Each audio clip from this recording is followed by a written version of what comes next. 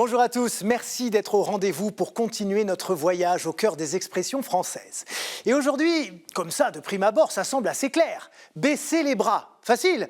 On visualise bien quelqu'un comme ça, les épaules basses, les bras ballants, le type qui renonce, qui n'a pas envie de lutter. Alors, oui, mais en même temps, non, parce que cette expression a en fait plusieurs origines complémentaires. On va commencer avec l'explication laïque, si je puis dire.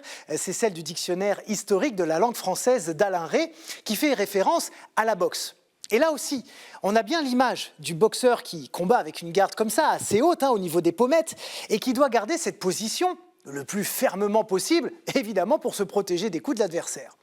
Mais forcément, après plusieurs rounds, la fatigue se fait sentir et le boxeur n'a plus la force de tenir sa garde assez haute pour parer les attaques. Il baisse donc les bras petit à petit, avec le risque de se prendre un KO. Et c'est également une référence à ce qu'on appelle dans le jargon le down. Lorsque le boxeur est à terre, il a 10 secondes pour se relever et reprendre le combat, ça vous le savez. Et s'il se relève avec les bras baissés, eh bien c'est le signe pour l'arbitre qu'il abandonne. Voilà en tout cas ce que nous dit le dictionnaire d'Alain Rey. Mais si on fait un grand bond en arrière dans le temps, on trouve un éclairage en rapport avec l'une des formes possibles de l'ordalie. Comprenez le jugement de Dieu.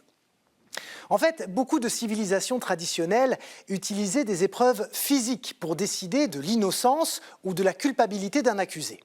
Si Dieu ou les dieux lui étaient favorables, il le faisait triompher et il était déclaré innocent. C'est ça l'ordalie. Concrètement, au Xe siècle par exemple, les seigneurs francs étaient chargés de la justice sur leurs terres. Mais quand ils ne savaient pas trancher un litige ou parce qu'ils étaient encore trop pétris de pensées un peu magiques, ils utilisaient parfois une de ces épreuves pour départager de plaignants.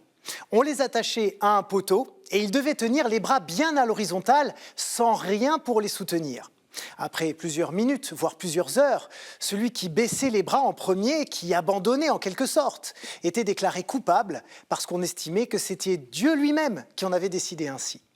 C'est d'ailleurs peut-être ce type de supplice qui a inspiré quelques épreuves de Koh-Lanta ou de Pékin Express. Ça, on leur demandera à l'occasion. Quoi qu'il en soit, on retrouve des épreuves comme celle-là et d'autres beaucoup plus cruelles, avec fer rouge et eau glacée, dans de nombreux films sur le Moyen-Âge, et en particulier sur l'Inquisition. Mais en vérité, l'Église a toujours condamné ces pratiques, comme le rappelle le Concile du Latran de 1215, puisque le commandement est clair. On ne doit pas tester la bonté de Dieu. C'est d'ailleurs sous la pression de l'Église que ces épreuves furent interdites en France par Saint Louis en 1258. La troisième et dernière origine de cette expression, c'est la Bible. Revenons au moment de l'Exode. Dès sa sortie d'Égypte, le peuple d'Israël fait une halte dans la ville de Réphidim, la dernière étape avant le désert du Sinaï. Et là, sans raison apparente, un chef de tribu du nom d'Amalek les attaque. Moïse ordonne alors à Josué de choisir des combattants pour se défendre pendant qu'il se poste sur une colline qui surplombe le champ de bataille.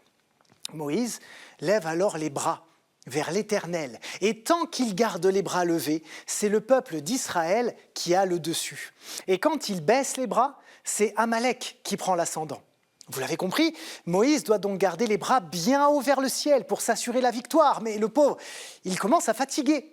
Du coup, ses compagnons Aaron et Hur se précipitent vers lui, se mettent de part et d'autre pour lui soutenir les bras jusqu'au soleil couchant et le triomphe final du peuple d'Israël sur Amalek.